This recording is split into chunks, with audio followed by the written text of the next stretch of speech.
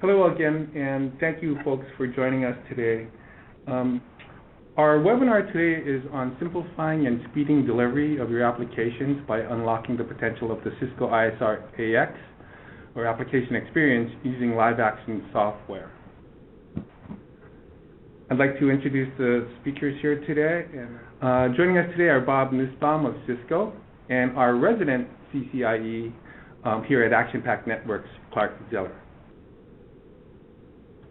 So before we begin, I'd like to mention that this webinar will be recorded and available online following this event, so we will notify everyone when the recording is available.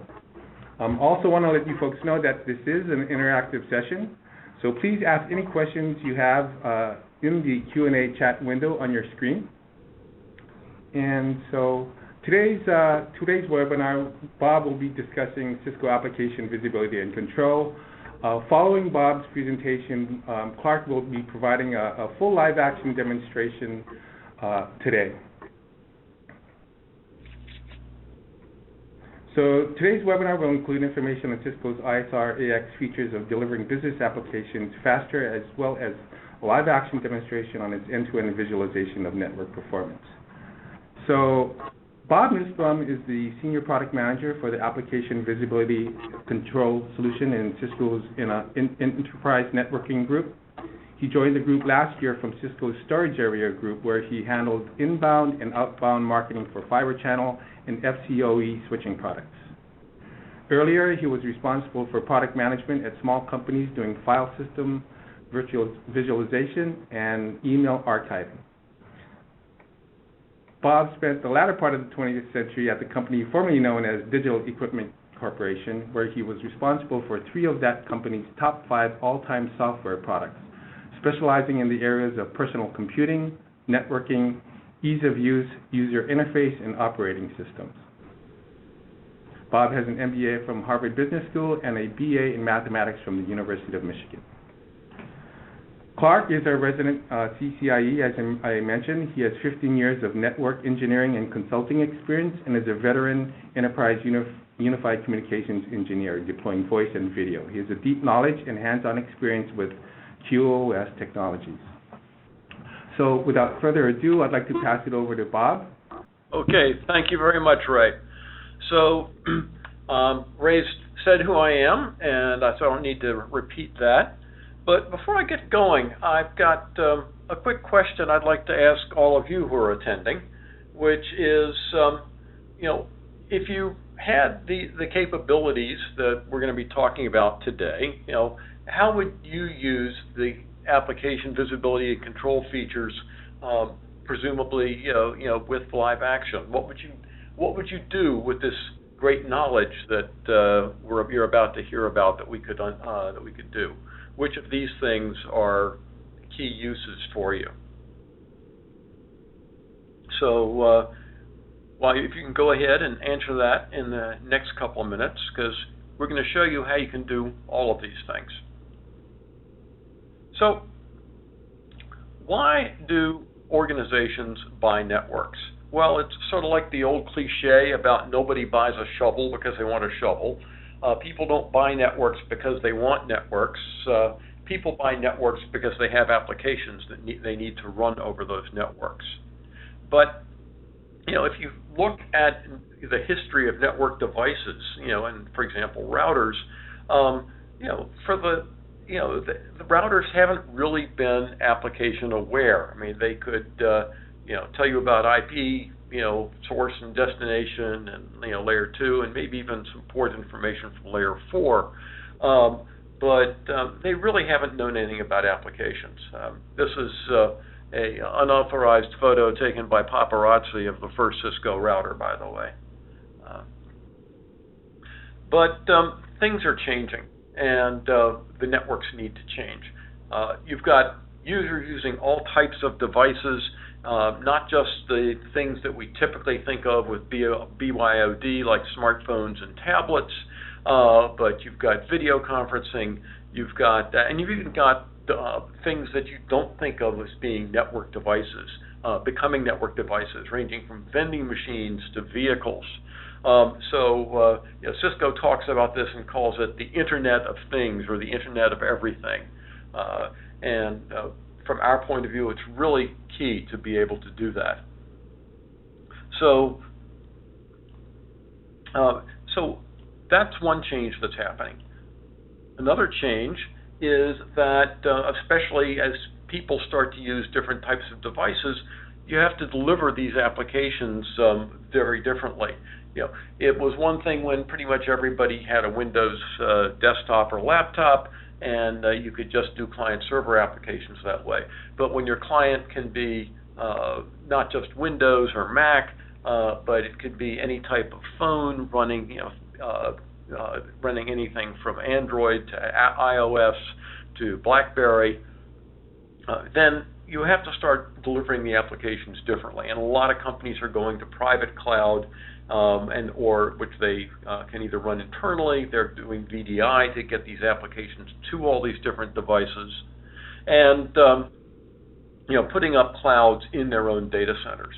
And then they're moving beyond that to move the clouds into public, public infrastructure, which people will call a hybrid cloud or a virtual private cloud.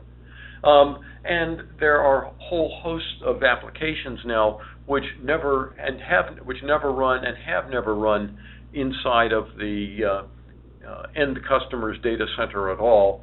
And this, of course, is all the various software as a service applications, business-oriented things like Salesforce, consumer-oriented things like Gmail, and many, many, many more, and then web-based services like Cisco ScanSafe. So to cope with all of this, networks have got to evolve, and the way we did things in the past just isn't sufficient any longer. And surveys that market research that's been done, 60% of IT professionals say that if I'm going to move to the cloud, performance is going to be one of my biggest issues. And as you start to have applications, all these different types of applications coming at you from different places, it's very, very hard for the network administrators and professionals to keep track of what's really happening. So the end user may be very upset seeing slow performance for a particular application, but the traditional network tools don't really equip the network professionals to understand what's going on at the application level. We can tell whether the network is down hard, things like ping and trace route and so on will tell you that. You can tell that the interface is completely saturated or almost saturated, but traditional tools can't tell you what is almost saturating that interface. So, and that really makes it much harder for you to address the causes because you don't know whether what's going on there. And that's really what Cisco is evolving to let you be able to solve those types of problems. So, we started off, and about 10 years ago, we revolutionized routers by converging all the different types of network services into our integrated services routers, and then our aggregation services routers. What we're doing now is we're taking the next level of services that are application focused and putting those into our routers as well. And so we're moving from just sort of converged networking at the lower layers to an application-centric vision that incorporates everything we've done before and builds on top of that. And in the longer term, we'll get to the point where we really have a unified data plane that incorporates all of these things. So what this really means functionally is, in the past, to make all of your branches and remote locations work, you had to deploy a whole lot of different types of devices out there in each location. You, of course, had your router just for basic connectivity. In some cases, if we're going over long distances to the point where latency became a performance issue, then people would put out WAN optimization products, such as Cisco WAAS. If you were talking directly to the internet through that branch as well as back to headquarters and your and your data center, then you would need a firewall and you need VPN connectivity. And then there were also solutions you could do to look at what the application traffic was, and there were other specialized solutions that you could do to if it was important that you have connectivity at all times, you might probably have two or more paths back to the data center from your branch, and so there were specialized devices that you could put in that would let you pick which path you were going to go down for your traffic. So there were all these specialized functions that you had to put out at every single branch, and so the complexity, the cost of acquisition, the cost of management and ownership could get pretty steep. What we're doing, though, is putting all of these capabilities into the router, so that just life gets a whole lot simpler to be able to do that. So we're getting to a point where you've got one network which will take on all of the key things that you need to really simplify the delivery of your applications to your users on a variety of devices in your remote locations. And we're redefining routing to be not just about transport and security, but about all of your application services as well, about determining what applications are running, what are you going to do about the mix of application traffic, and how can you optimize that application traffic if necessary when you're going over long distances or slow links. So with that, let's focus down now on what specifically is application visibility and control, because that's really one of the newest pieces of this solution that we've got. For example, WAN optimization, we've got great products, but they've been around for a while, and it's a technology that is fairly well understood, at least as a standalone technology. So what application visibility and control does is it gives you the ability to understand and manage your network from an application-aware point of view and control your transition to the cloud. And when we say application, we're talking about a much broader range of applications than what network management tools have traditionally been able to show you. As we said earlier, in the past, applications had really just been about ports, but now you can discover with ABC more than 1,000 different applications and we can not only identify the specific application, we also provide several levels of categorization just to simplify your management. We can collect performance on the various applications on a per application basis, which is getting to what really letting you see what your users are actually experiencing, and then we've got several control mechanisms that we can apply to the specific applications.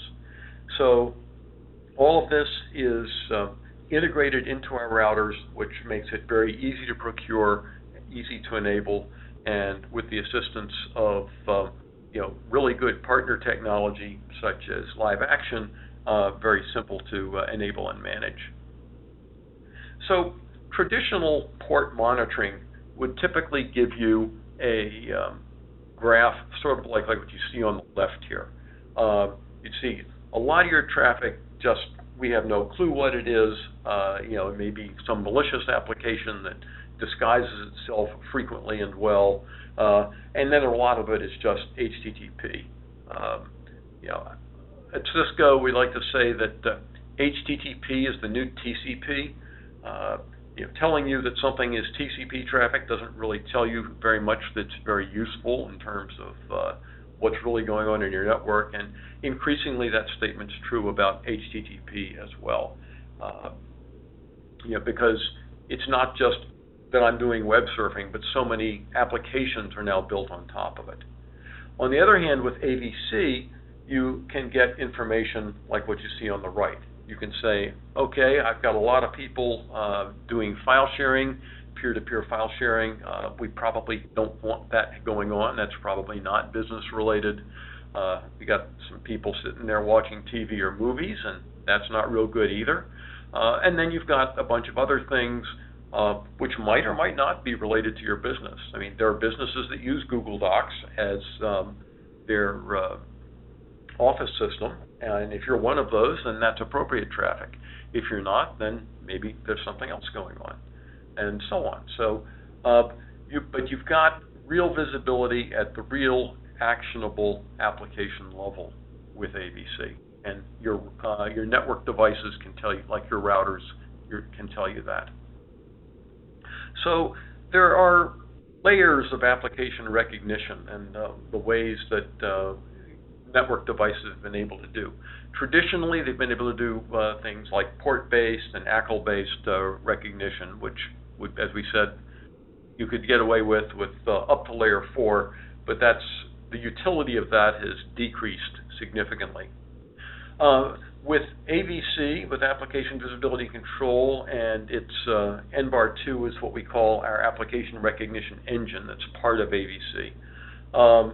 You can actually recognize in excess of 1,400 applications, and this is all embedded in your integrated services routers and your aggregation services routers, your ASR1000s. And that gives you real layer 7 capability above and beyond, and in addition to the port-based recognition. And then there's a third category a third approach we use called metadata that's part of our MediaNet capability, and that actually can integrate with the endpoints, so that you can actually have types of endpoints that can identify themselves to the network and say, hi, I'm a Cisco telepresence unit, or I'm a Jabber instant messaging session, or something like that. And there are things we can do to take advantage of that. But all of these technologies now are embedded in the network, so your network is getting smarter and smarter from an application point of view. So what the layer 7 base classification lets you do is to identify applications that are web-based, based using HTTP, and we can recognize those. And that lets you, we can give you the type of information about these applications, like, who are the top talkers, what are the top applications being used, what are the top clients using that application, what's the bandwidth, what's the latency.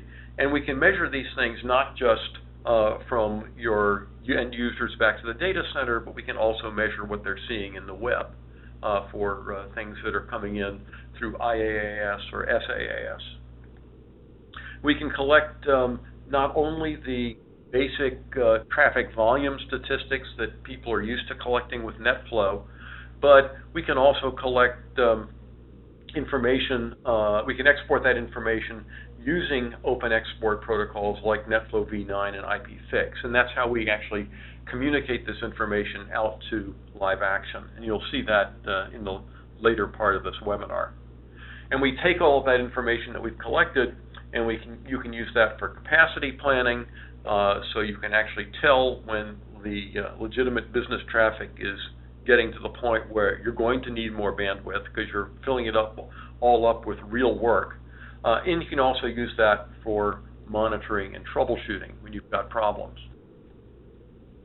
Now, one of the problems that people have had in the past is that different devices have had different ways of discovering and identifying traffic. For example, your switch might come up with one set of information, and your router might use AVC and have a completely different set of information about this.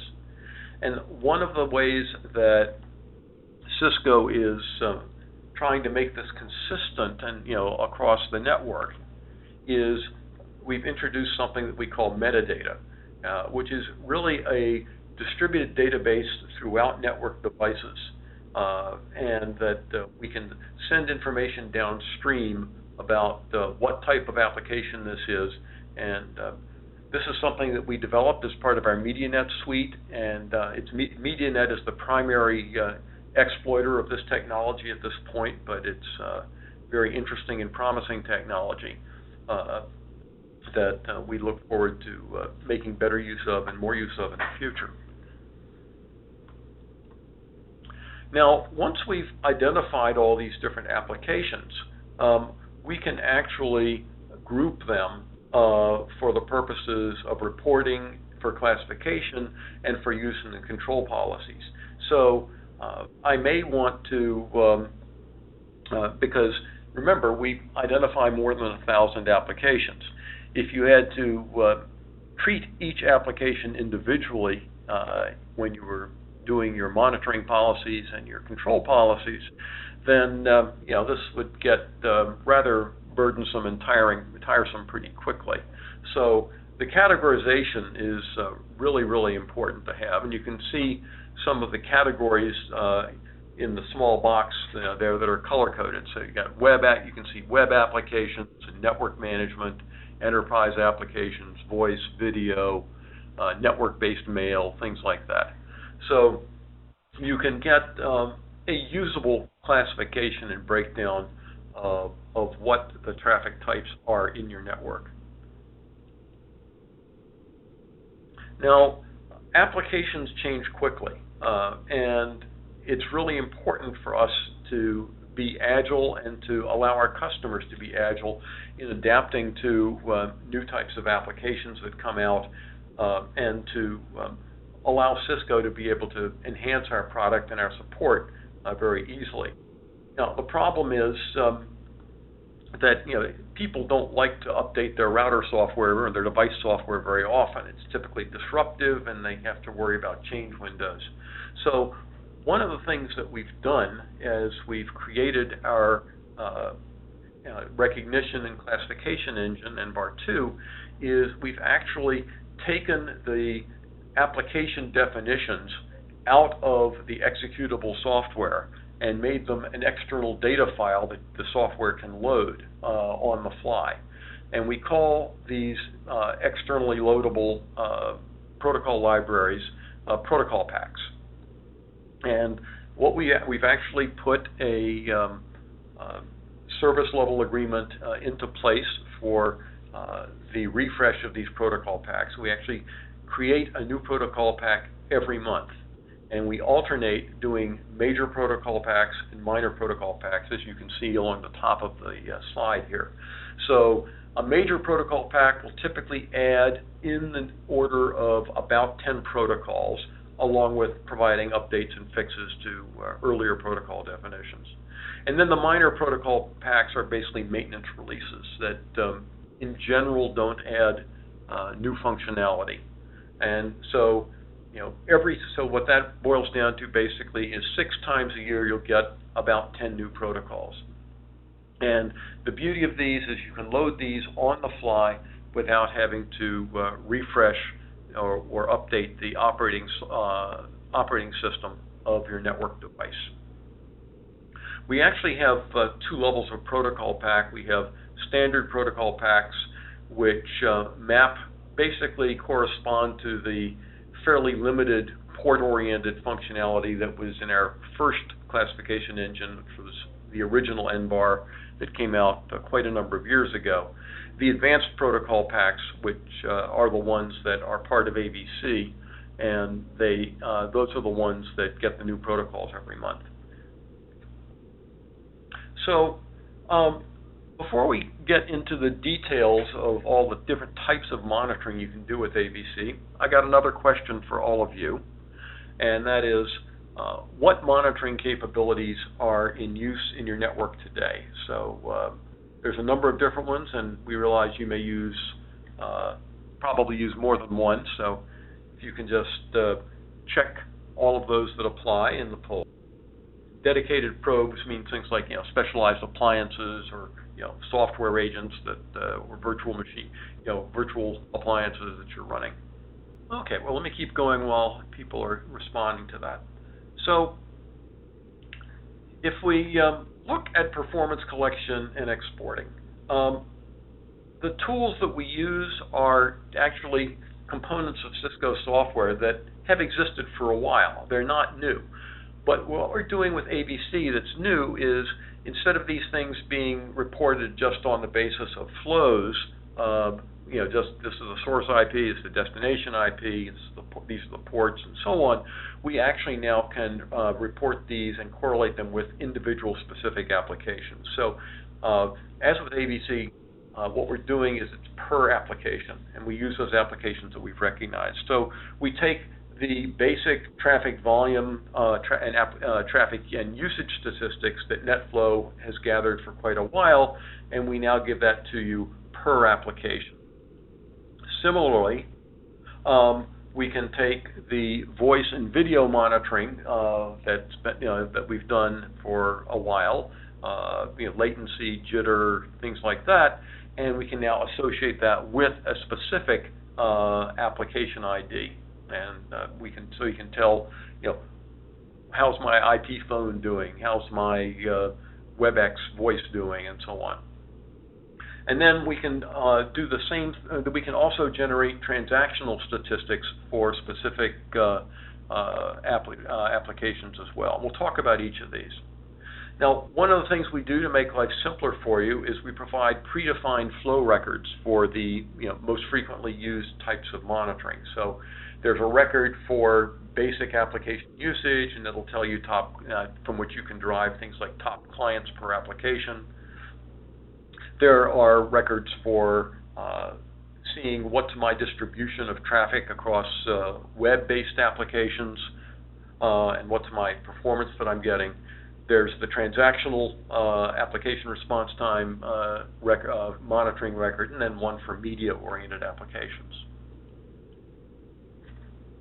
Now, for application usage, this is, as I said, this is sort of the basic NetFlow, but we're giving you the application IDs along with the basic NetFlow statistics. And I see from the poll that 100% of you have said that you use NetFlow. So this is something you're going to be very familiar with. You're all doing this today, so that's very useful to know. And what this lets you do is just say how much of my traffic is associated with which application.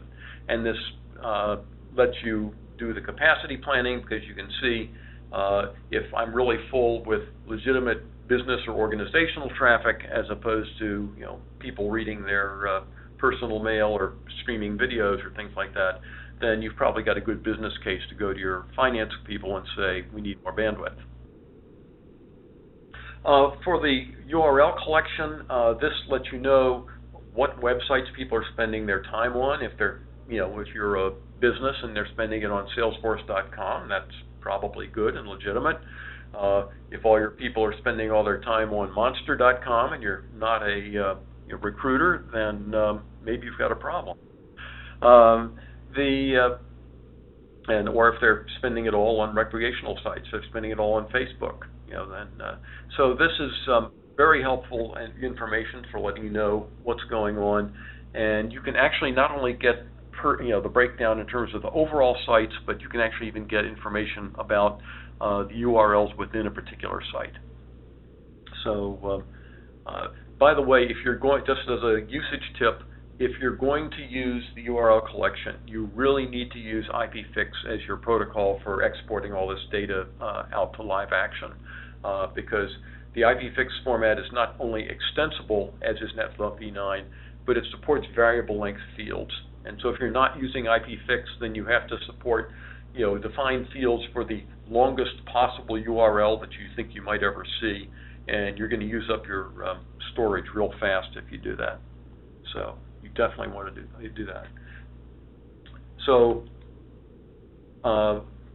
reports that you get with LiveAction give you very simple, easy to use reports like this. You can see what's the amount of traffic that's going to each location. Here's your top 10 reports.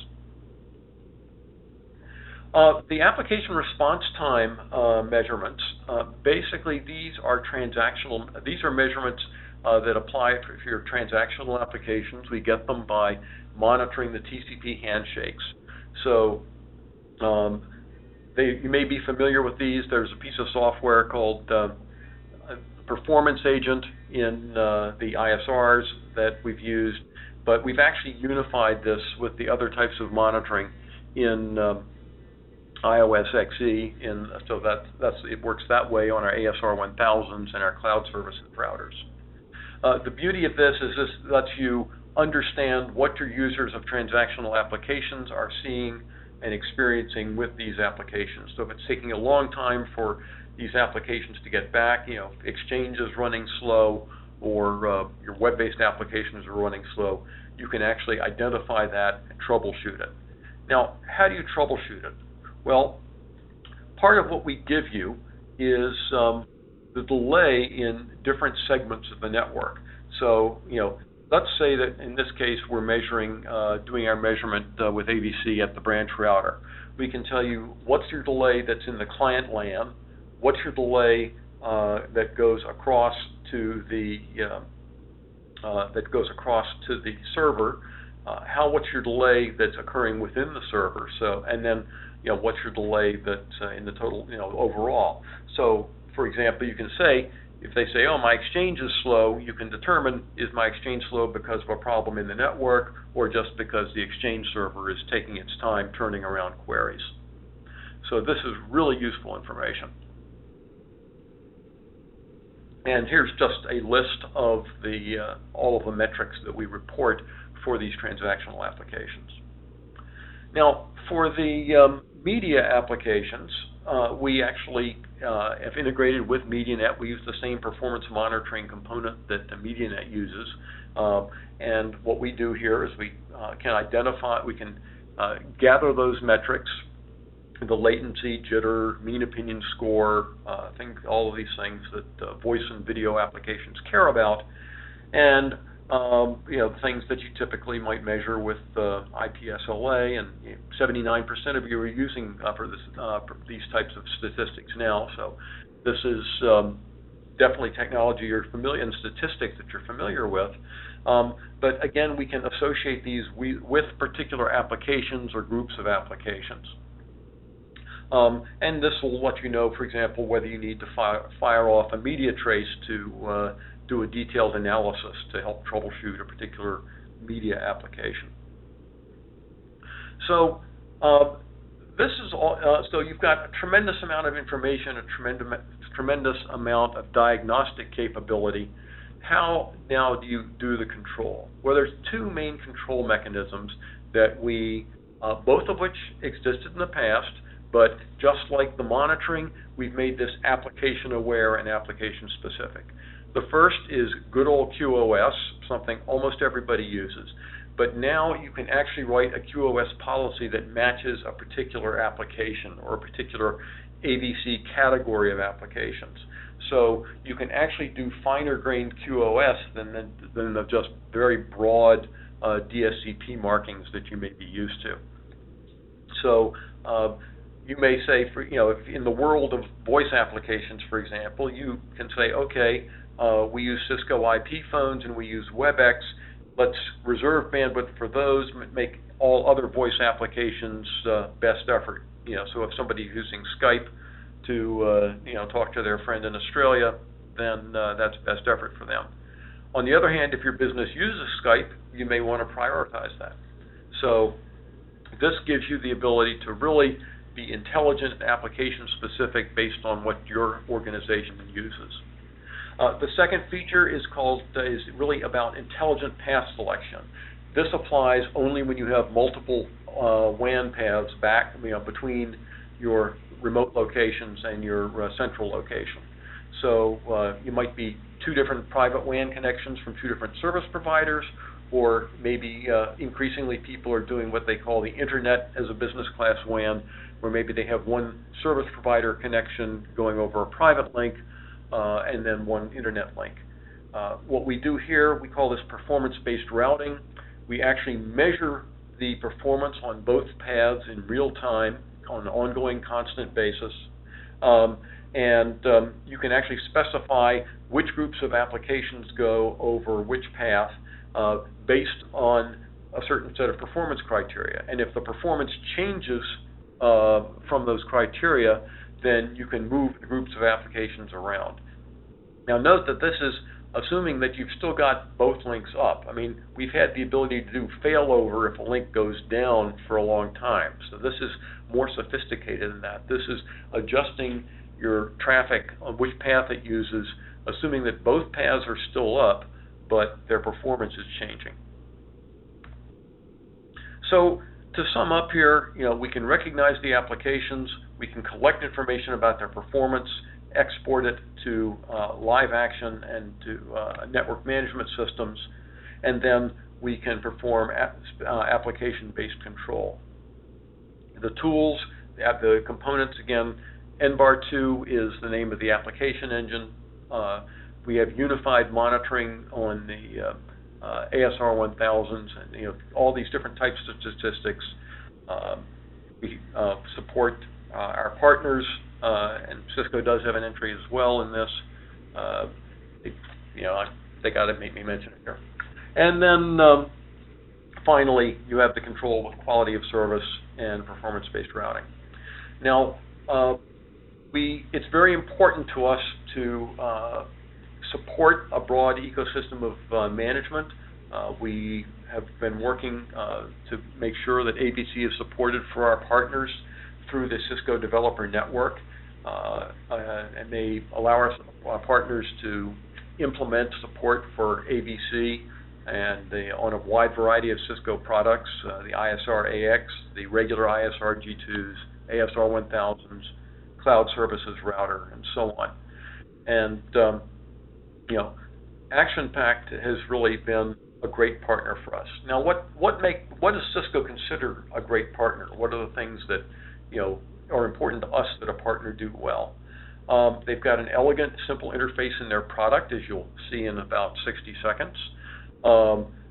Very, very comprehensive feature support, not just detailed reporting, but configuration of ABC, as well as supporting a large number of other Cisco features in our products.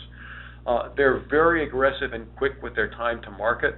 In fact, they were actually the first partner we've got to pass our interoperability verification test for application visibility and control. So with that, I would like to turn things over to Clark and let him show you how this actually works. Hey, thank you, Bob. So I'm Clark Zeller. I am a sales engineer for ActionPact. So what we're looking at here is LiveAction, and we are going to highlight both the ABC and the MediaNet capabilities that we utilize in LiveAction. But before I do, let me give you a brief background and introduction to what this tool can do. So what we're looking at is our home screen, and these 5 larger circles represent the routers and switches that are being managed by the tool. If I scroll in with my mouse, I can see that these smaller circles are the interfaces, and I'm actually seeing the real-time bandwidth statistics of these interfaces. As you saw, if I mouse over an interface, I can see the configuration details of each one. Now, this network diagram was drawn for us automatically by LiveAction. It will go out, parse the routing tables of each of our devices, and paint this middle model of our network for us.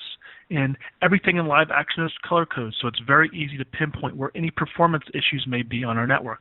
If you notice, 4 of our devices are in green, and 1 is in amber. And more specifically, these 3 interfaces are amber, and this shows us that they have performance issues.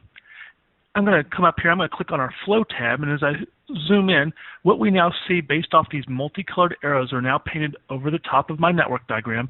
These represent the end-to-end net flow data going over our devices. LiveAction will collect and correlate all the net flow data from all the devices and paint an end-to-end picture so we can understand end-to-end how is our network traffic flowing, especially since we have a very highly redundant network in this example.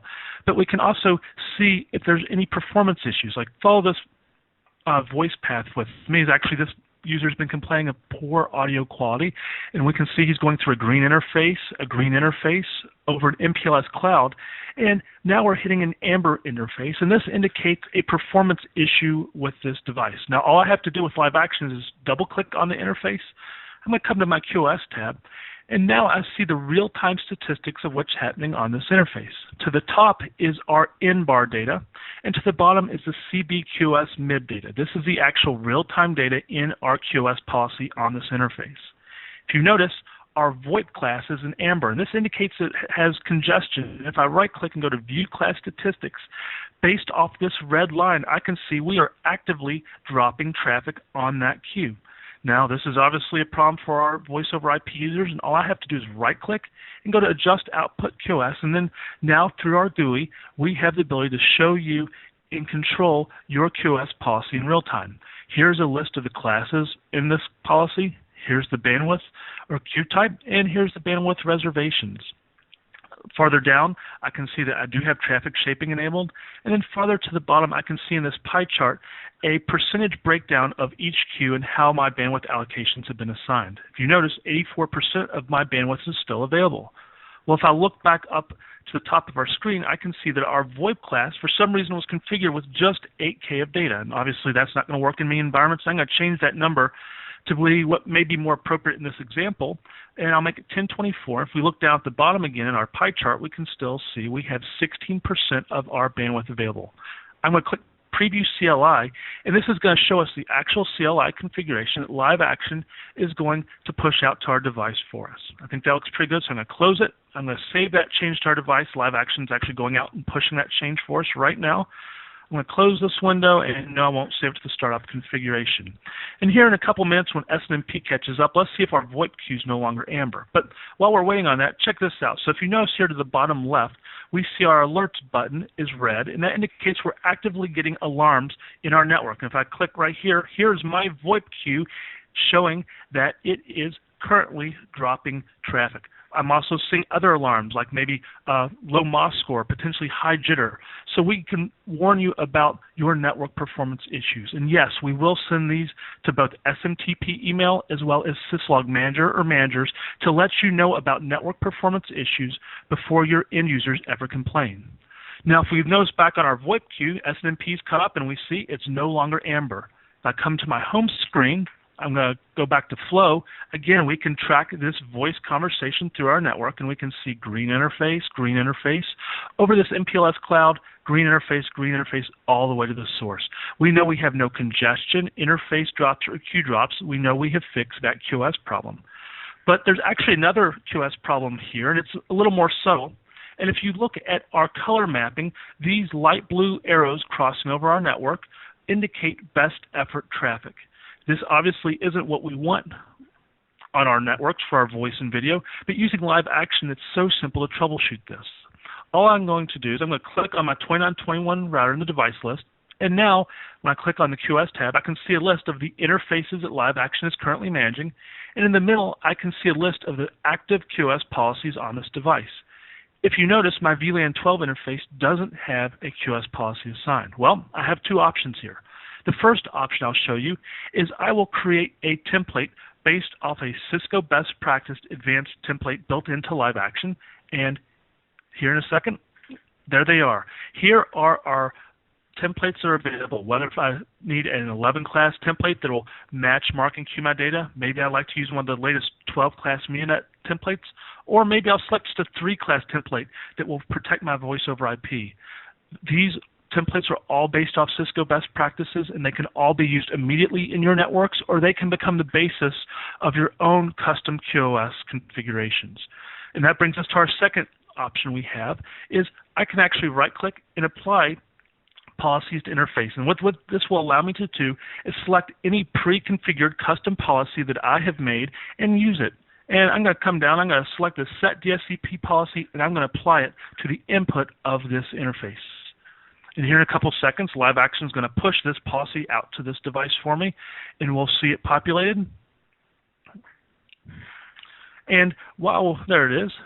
And what I want to highlight about this is not only can we apply this one policy to this one interface, but LiveAction gives us the ability to actually apply this policy throughout our network.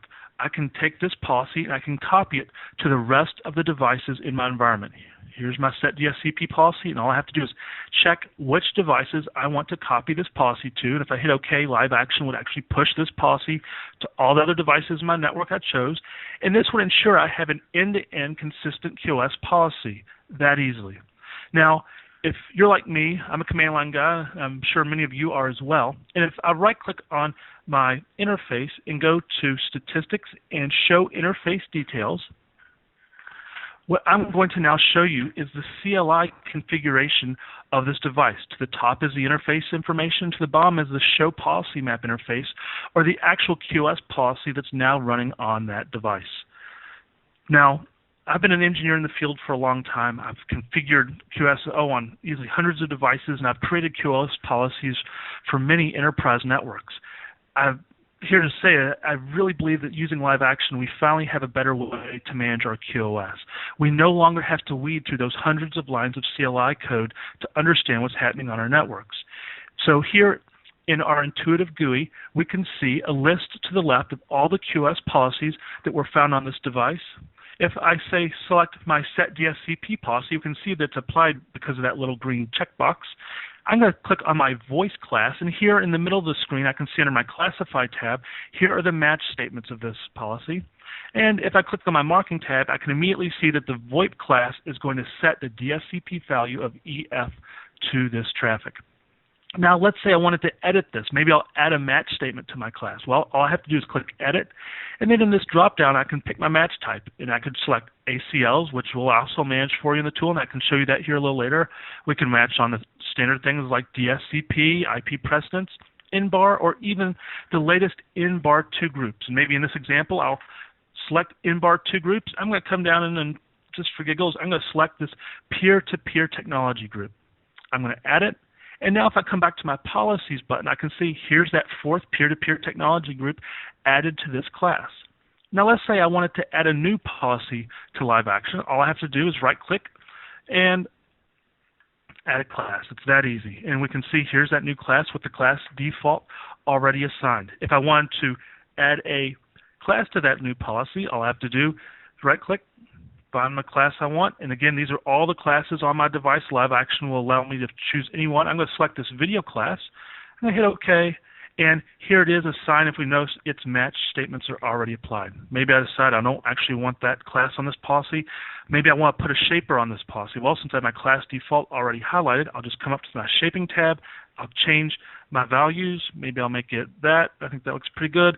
And now let's say that I want to make this a hierarchical or two-tiered policy. All I have to do is highlight another policy and drag and drop it, say, onto my class default. And look, now I have a hierarchical or two-tiered QoS policy in place. If I click up here, I also have my hierarchical policy wizard. I could have set my parent, my class, and my child policy that way. So using LiveAction, it can truly become this easy and simple to manage QoS in our environments. So I'm going to close this window. If you remember, we had just set our set DSCP policy to input of VLAN 12. If I come back to my home screen and look at my flow view, remember how we were just seeing best effort traffic end-to-end in our network? Well, if I refresh our view, check this out. We don't only see our best effort traffic, but now these red lines, which we look in our legend, we can see that is now our high priority EF traffic. We see end-to-end, we have our high priority data being marked appropriately, honored appropriately, and we can follow it through the network and understand that our high priority data is actually making it to our phones. We can also easily highlight that data and follow it back to the network and see that all of our interfaces are green, indicating there's no congestion, queue drops, or interface drops. So we know that our QoS policy is good. So if I come back to my QoS tab, I now want to show you some of the other QoS features built into LiveAction. The first one I'm going to show you is our Audit Report. Now, on our Audit Report, what we do is we will actually collect all the QoS configurations of all your devices, and since we have them all, we can run analytics on them. And what this will allow us to do is see a end-to-end picture from a high level, what is configured and happening on your network from a QoS perspective. Let me highlight a couple points here real quick, and the first one I'm going to show you is this Policies tab, and I can see a list of all the QoS policies on all of the devices, as well as which interface has which policy applied. If I wanted to see the interface details, I could click my Details button and see that too. But check this out. I'm going to click on the Issues tab. Now, what's going to happen is LiveAction is going to go out and compare all of our QoS policies against Cisco best practices. If it finds any problems, it's going to warn them about this. So this is truly like having a CCIE built in the tool that's going to watch over your QoS configurations and ensure that you don't have any errors. Now, we also have a QoS dashboard built into LiveAction, and we'll show you things like the last 100 QoS alerts. We're also going to show you the top 10s for CPU, memory, bandwidth, and class, as well as any drops, both on the interfaces and on your classes or your queues. So this is a great one pane of glass view into exactly how is QoS working in your environment right now, and where any top action points are that you need to address right now. We also have a very robust reporting capability built into LiveAction. Here are all of our pre-canned reports as well. We have the ability to create custom reports. And I'm going to show you one of those reports right now. If I double-click on this interface, remember how we were seeing our in-bar data in real time on this interface, and to the bottom is our CBQoS MIB, or the real-time view into how our queuing policy is working right now? Well, if I click up on this little hourglass and execute this report, now I'm going to see the same information but back in time. And I'm scrolling in with my mouse now, and what I want to highlight for you is no matter how far back I can go or how deep we scroll into our data, we never average any data. We will always show you all of your data that you send to us in 1-minute increments. Other tools may average on, say, 5, 10, or 15-minute increments, whereby you'll lose visibility because you'll lose data. With LiveAction, since we always have all your data, you have enough intelligence to always understand exactly how your QoS policies are working. Whether if I'm looking at the last hour, the last 6 hours, last day, last week, or say 3 weeks ago on Tuesday at 2 p.m., if I wanted to know exactly how my QoS policy was working with LiveAction, I can do that. So let me come back to my home view, and I'm going to go back to Flow. And remember how we were looking at our one voice over IP subnet and we'd fix those quality of service issues? I'm going to change my display filter to show all the NetFlow data flowing across this network. And here in a couple seconds, we're going to see all of that data populated. And there it is. And we can see very easily end-to-end all the flows that are traversing our network. Let's say I wanted to highlight a flow. Maybe I'll make it this flow right here. And I'm going to create a quick display filter. I'm going to show only this flow. Now, what's so great about LiveAction is I can track this one flow through my network. And I can easily see end-to-end it's red, and remember from our color mapping chart that stands for EF. So this is actually a video conversation. We can see that its QoS markings have been honored all the way through.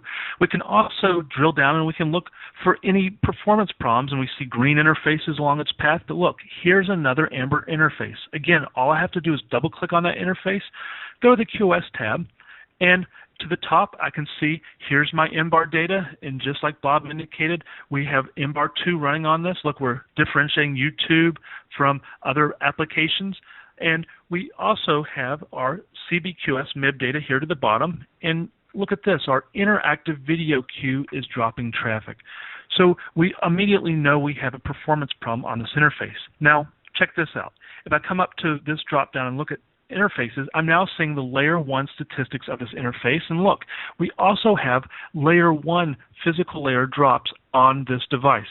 So not only do I have my queue drops, I have layer 1 drops, and that easily LiveAction showed me about that performance problem. Now, I want to show you one more thing here. Right now we're looking at the real-time statistics of this device's interface, and if I click on the Flow tab, I'm now going to see the real-time view of this interface's NetFlow data. So with just a click of a mouse, I can take 3 technologies views of how my network is performing. I can correlate that data and truly understand hop by hop, router by router, device by device, how is my network data flowing across my network, and how is it performing, and do I have any network problems or errors. So what I'd like to show us now is I'm going to focus on some more of the NetFlow capabilities built into LiveAction. Now I've clicked on this 2921 router over to my device list on the left, and here in the bottom of the screen we can see graphically a representation of the flows going through this router, and we can see through which interface does each traffic flow traverse. To the top, we can see what we could think of maybe as a more traditional NetFlow view, where we can see our 5-tuple source and destination IP addresses, as well as the source and destination port numbers. If I scroll over to the right, I can see things like my DSCP values, as well as the throughput rates. Now, LiveAction doesn't just support basic NetFlow. It also supports the latest NetFlow version 9 templates. And I'm going to highlight two of the templates that we support today. And the first one I'm going to talk about is Cisco's AVC. Just like Bob indicated, what it does is it allows us to get real-time Layer 7 visibility into how our applications are performing as they cross our network. So looking at the screen right now, this all looks like fairly traditional NetFlow information. But as I scroll out to the right, check this out. I'm going to start seeing things like retransmissions, transactions, and transaction times. I'm going to keep going out to the right. I'm now going to see things like response times, application delay, transaction delay, network delay, as well as client and server network delay. These are the actual deep packet inspection type metrics that we're used to getting off of network probes that would have had to have been placed in several areas of your network. Well, we no longer need any of those type technologies. We don't need any span ports, Wireshark, taps, any of that. It truly becomes obsolete because now, using NBAR version 2 built into our Cisco devices, we can actually see how your applications are performing in real time via this NetFlow data that LiveAction is presenting. Now, let's say I click on my reports button, and I'm going to select an ABC report, and now what I'm going to show us is out of the last hour in the top 215,049 flows that are going through my device. I'm going to report who are those top 10 users, and here they are. And maybe if I highlight this one, we can see, look, we're getting our application delay, client network delay, server network delay, and all those metrics that I just spoke of. Maybe I'll select the Citrix flow, and I'm going to right-click on it. I'm going to go to View Application Over Time. And for the first time, using nothing but NetFlow, check this out. We're going to actually see performance measurements of how our applications are running over our network. If you notice in our legend here, amber is client delay, blue is server delay. If I scroll back up, here is our client and our server delay mapped out for us, and we can know exactly how this application is performing based solely off of NetFlow. Now, the second NetFlow template type that I'm going to talk about today is MediaNet. And what this does is actually using a technology called Perfmon, is we have the ability to watch and to understand how your voice and video RTP conversations are performing as they go across your network. We'll watch for things like packet loss, jitter, and delay, and we'll warn you about those type things. Right now I'm looking at this 2921, and I don't see much packet loss here, and there's a little jitter, but if I was to say click on this 1811, which is upstream, I'm going to now scroll over and look at some of those same metrics. And look, we're actually reporting to you that these real voice and video flows have packet loss and high jitter. So that easily, using nothing but NetFlow, we have real-time deep packet inspection visibility in how your voice and video are behaving. So I'm going to now come back home, and I'm going to show you another MediaNet technology built into LiveAction, and I'm going to resort my data and filter it based off all the flows going through my network. And when this comes up, I'm going to click on my table view, go to MediaNet, and I'm going to sort my traffic based off RTP SSRC numbers.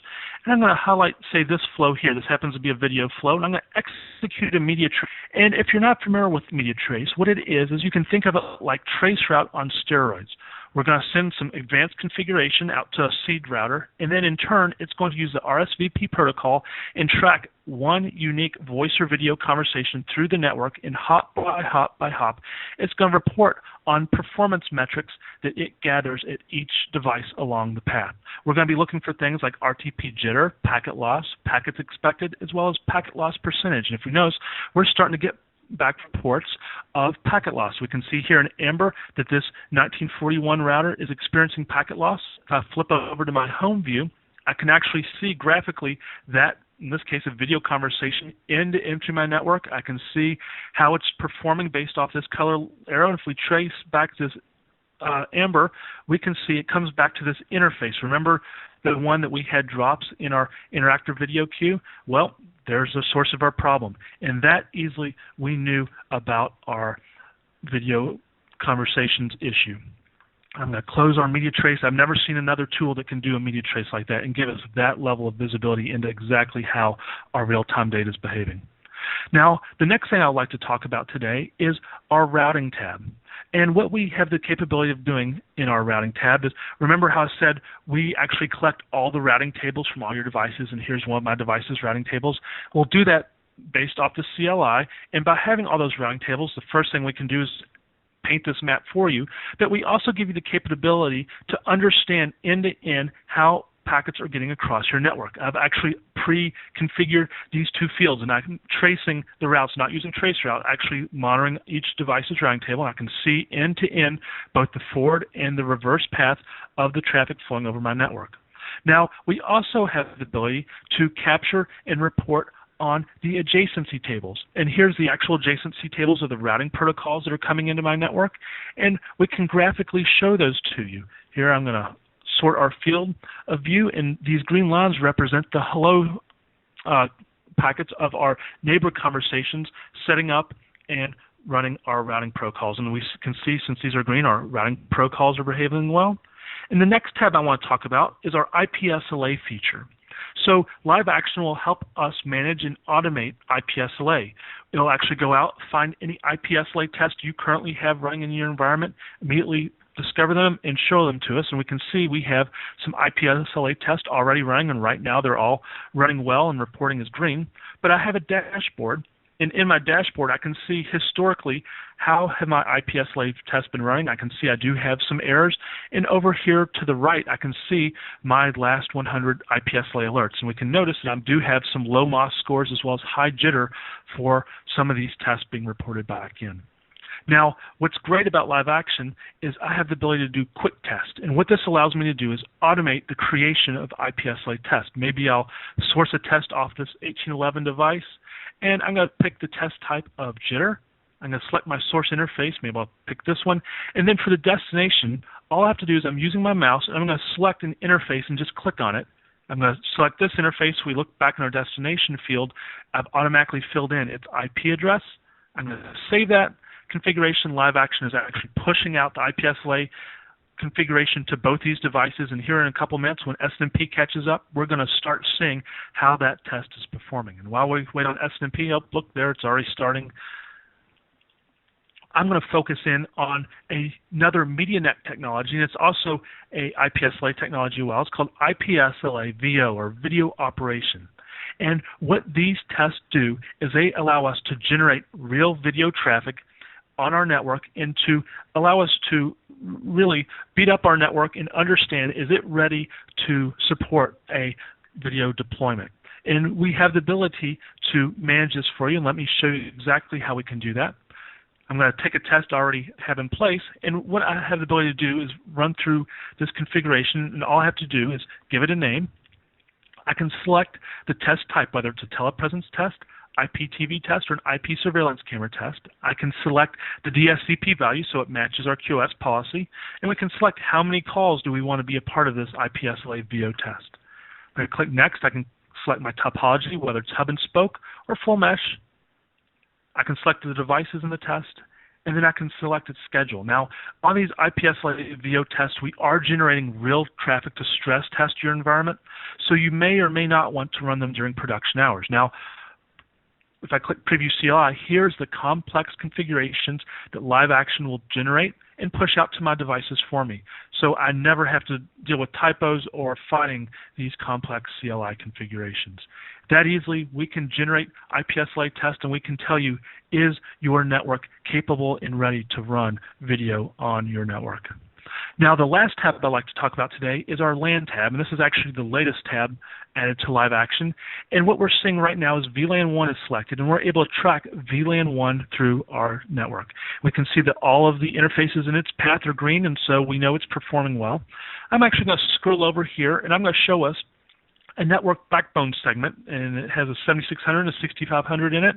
And on our backbone segment, again, let's follow VLAN 1, and we see a lot of green interfaces, and that's good. But look, here's an amber interface, and this again shows us we have a performance problem with our layer 2 device. All I have to do is double click on it, and now I'm going to start to see the performance measurements of this device. We notice we have two interfaces here highlighted in amber, and we can see what are the VLANs passing over these interfaces. We can also see the QoS trust type of these interfaces, and we can see what the next hops are that are connected to these devices. We can also see our interface details, and here once SMP catches up, we will most likely see some drops on this device. While we wait for SMP to catch up, oh, nope, there they are. There's our layer 1 drops on that interface. Let me flip over to my 6509 device. It's here, and we're going to see the same type of information here.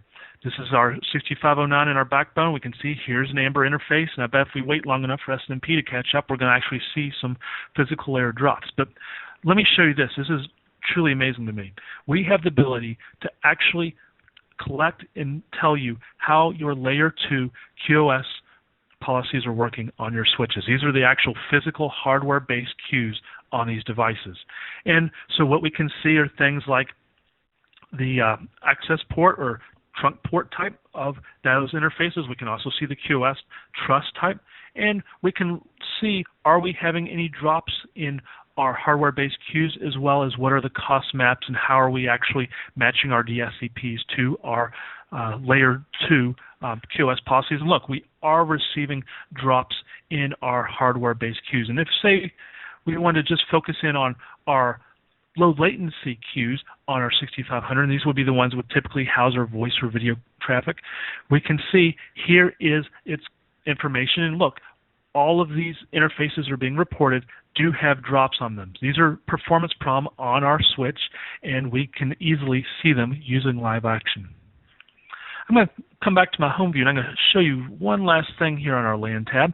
And here's a third network segment. And what I'm going to do is I'm going to drop down and select VLAN 10. And if we notice in VLAN 10, all the interfaces in its path are good. They're all green, and we like that. And I'm going to now click on my spanning tree tab, and now for the first time I'm graphically showing you how spanning tree is configured in your network.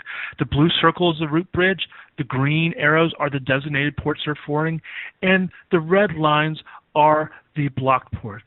So yes, if you have a topology change in your environment, we will repaint this map for you, as well as we'll alert you to any spanning tree topology issues.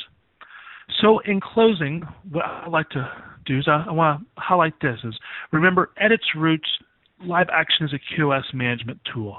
We have the ability, based off our flow dynamics, to see end-to-end how NetFlow is traversing your network. We have the ability to double-click on interfaces that are in amber and immediately drill down and see and understand, are we having any problems with our QoS policies. We also have the ability to use Cisco's latest NetFlow technologies, both AVC and MediaNet Perfmon, to truly understand how your critical applications and your voice and video applications are performing as they cross our networks. So this brings us to the end of our demonstration today, and I'm going to actually pass the ball back to Ray, and we'll enter a time of Q&A. Thanks, everyone. Great. Thank you very much for the great demonstration and information on AVC. I can see how AVC and LiveAction, with those two solutions, users can confidently roll out applications with confidence and ensure that the network can really support the needed performance and scalability. There are a couple of quick questions here, folks, if you don't mind, and thank you for your attendance again. Bob, I'll go with you first here. One of the questions is, how do I get AVC? Okay. The way you get AVC is on the ISR G2s. It originally, when we first came out, it was enabled in the data license. That is now the data license is included in the new AX license, which we've got on the modular ISR G2s, 1900, 2900, 3900 families.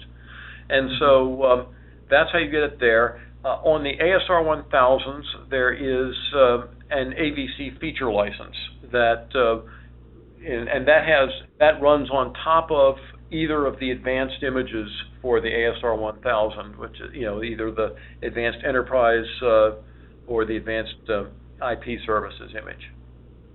Okay, great, thank you. Another AVC question, Bob, is how many applications does AVC recognize? Well, of course, it changes every 2 months. So, I think depending on how conservative we feel, sometimes if we're feeling conservative, we'll say over 1,000, but it's actually in the neighborhood of about 1,400. So, and as I said, it goes up every other month.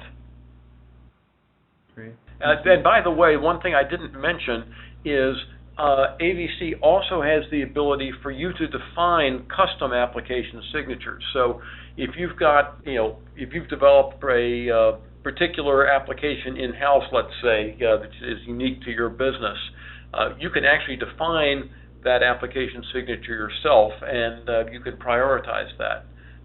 We've had customers for whom this is really critical. For example, a chain of hospitals had their own homegrown hospital management system, and for them, that was the mission-critical application that they wanted to give the highest priority to. And so it's very easy for them to create that signature and recognize that application in their network devices. Great. Thank you, Bob. Hey, Clark, got a question on LiveAction. Does LiveAction simulate video or media on the network? Oh, yes, absolutely it does. So using the IPA SLA VO test, we can simulate video and generate real video streams so you can stress test your environment and understand if both the QoS as well as just the network itself can handle those applications. And by having the ability to set DSCP markings, you can actually ensure those tests simulate your traffic through the various queues, and you can ensure that your network's ready. Thanks very much, Clark. Another one for LiveAction is, what types of alerting can you perform on with the AVC function? Yeah, so what we can do there is we can alert on retransmissions, and we can also alert on network delay. So if either of those fall over a predefined user configurable threshold, we will alarm you, and you will be able to know about those. One more question here. How is AVC enabled on existing ISRs?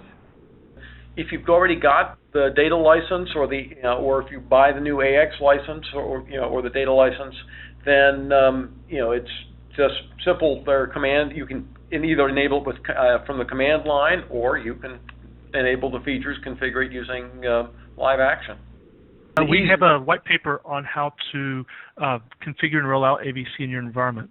So, Ray, we can make that available. Yeah, we will make that available also when we post the webinar. And one last question here. I guess it's to Bob. Can you touch on the requirements for MediaNet, required iOS versions? Well, MediaNet's been out for a while, and they do releases periodically, about every 8 to 12 months, and for consistent versions, they test to make sure that the capabilities are consistent across all the many platforms that it supports. So, what you'll get is a given generation or version of MediaNet will list a whole set of different versions on different products. So there's what you need to do is basically check on the Cisco website to get the specific versions. But that's part of what they do is that's so valuable and useful is the ensuring that across the wide variety of devices that they support, that for a specified set of versions on those devices, they all interoperate and all of the functionality works cleanly together. Well, great. Thank you again, gentlemen, for joining us here today, providing the helpful information and answering the questions from the audience. Everyone, thank you for joining us. We look forward to seeing you at our next action-packed webinar on June 14th, where Clark will discuss more on LiveAction QoS. If anyone is interested in a free trial of LiveAction, you can see it here, where you can go to download it for the free trial. Again, I want to thank everyone for joining us today. Have a great weekend and have an action-packed day. Thanks very much.